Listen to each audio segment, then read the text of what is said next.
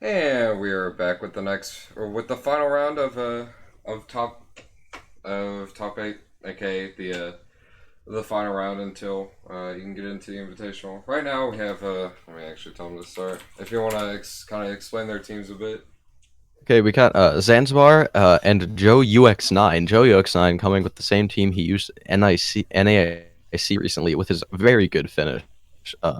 We see the Groudon, Rayquaza, Incineroar, Tapu Koko with the Crobat and the Ferrothorn against Zanzibar's Xerneas and the Groudon with Kangaskhan, Tornadus, Komodo, and Mawile. And they're jumping right into the game. We see the Kangaskhan Tornadus lead from Zanzibar against the Crobat Tapu Koko lead uh, this very interesting spot.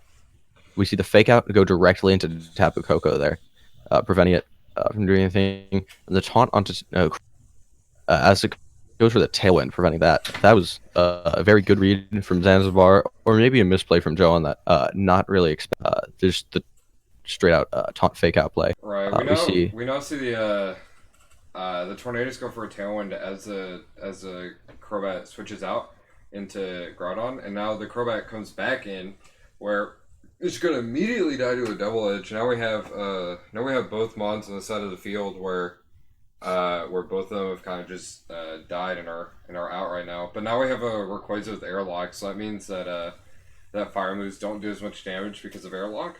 But even though that won't really matter that much because these Mons they don't really apply pressure with fire moves against this team. They only really apply pressure with like water moves, or not water moves, yeah. but ground moves. Yeah, So okay, we see the protect on both Groudons as double edge goes into the Rayquaza, not picking up the KO, but getting it. So Rayquaza goes for an Earth Power onto the Groudon. Uh, effectively, there's two turns of Tailwind left.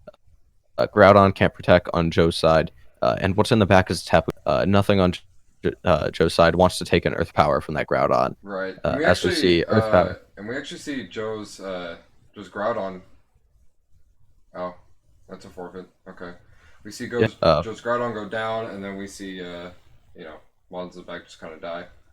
yeah. And yep, We that do well, know that's game here, over. good information. That combination of what was it? They're Recoil mid. They're from mid. double edge and twice, as well as the E speed was enough to take the Kangaskhan. Joe might be able to use this in the next game, but we do see uh, effectively the same beginning, with same leads and the same moves. The fake out into the Tapu Koko and the taunt into Crobat, preventing the tailwind. Right. A little bit of fun fact about Joe's team. This is actually his team they got day 2 with at Nats, which is kind of interesting. That he decided to use it, and it's actually gotten him this far in the tournament. But yeah, now the Incineroar actually comes in while the Tornadoes goes for a tailwind, but it is gonna die to a Volt Switch, and the Crobat's also gonna come in. Oh, crit double edge, and it goes down, negating attack drop from the intimidate. But again, this does mean that Zanzibar can bring in his Groudon for little to no consequences at all. Right. I mean, I wouldn't be surprised to see the protect here again, like last turn.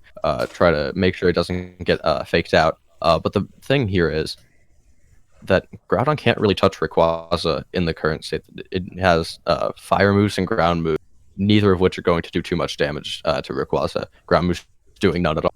Right, but the He thing is, could like, go for an Earth. he could also have like Xerneas in the back, and also there's he has two Mons on the right side of Rayquaza that don't really take any good ground moves from Xerneas, or not from Xerneas, from Groudon. So the question is like, how does this all play out? But we do see an Earth Power onto protecting Groudon, and we also see a Fake Out onto Kangaskhan, trying to predict that he would just kind of let his Groudon go down, but Zanzibar just being like nope and doing that. But now his Groudon's like even in a better position than what it was.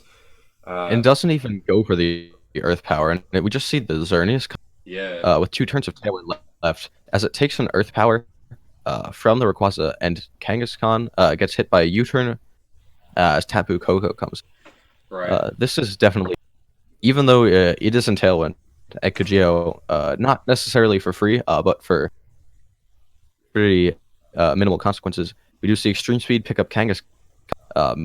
Moonblast gets the KO on Tapu Koko, and right there is very problematic for Joe. However, with the Tailwind gone, Rayquaza does outspeed everything else on the, and it gets the Earth Power, one-hit KOing, and this definitely puts Xerneas in a very rough spot as it dies to Dragon Ascent, and that's game 2. Right. Go right on to game.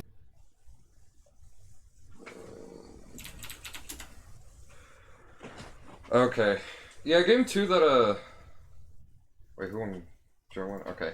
The game 2 that crit definitely mattered on Kangaskhan, where he like crit the double edge, because if he Joe would have been in a better position than he was if he decided not to do that.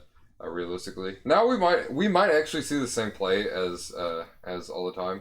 But yeah, he goes for a fake out, it doesn't work. Goes for a taunt. He might actually go for a super fang, which he does, which actually puts Joe in a really good position right now, because all he has to do is just switch an instant like he does, and now he's going to go for a volt switch on the Kang. Incineroar switch, and the volt switch on Tornadus, taking out like it did the first 2 games, critically not mattering as it KO'd them both games. Right. And the crit on the double edge again, hitting the. We do see it gets down in that red, but it does not proc a berry, which does hint towards the Z.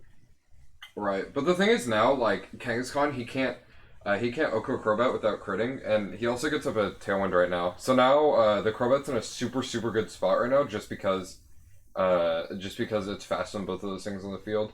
And he does go for the taunt while the Groudon goes for Eruption. And the most likely his Rayquaza, and probably his Groudon. No, it's actually Tapu Koko that comes in. Wow, that's actually pretty interesting. So now, so the Tapu Koko is actually going to go for a Dazzling Gleam, and the Rayquaza is going to go for a Dragon Stone on Xerneas, which is actually like a good play. And yeah. Yep. Xerneas goes down, and Groudon, I mean, it's doing a decent amount to Rayquaza, but it's not going to want to take an Earth Power. So even the Z move going into the Groudon, protecting, doing little to no damage. But even without the Tailwind up, that'll be Earth Power taking the KO on Groudon. Right. And finishing this very fast set between Joe and Zanzibar, giving Joe the victory in a very fast. And finally, this concludes top 8, which also concludes our stream. So yeah, thank you guys so much for watching. We'll try to stream the invitational. Slim, do you want to say anything? Yeah, I just want to say thank you to all the players. I know the circuit, it's been a while. It's been pretty much going on as long as the whole entire actual circuit's been going on. And I appreciate a lot of people sticking with the patience throughout the ups and downs of the circuit. And congrats to the 4 that made it. And so what we're going to do is we're going to have the play-in, of course, between the 4 that won today. And those guys will be entered into the single elimination top 16 bracket. I'll get in touch with everybody. Stay tuned to Twitter. We'll make an announcement of when the date's going to be. And we're going to definitely try to stream all those if we can.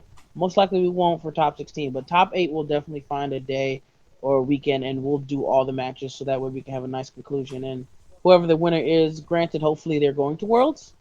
You will be met there with your prize of a Switch bundle via Mount Silver. So just want to thank everybody, and stay tuned. Yeah, thanks, guys.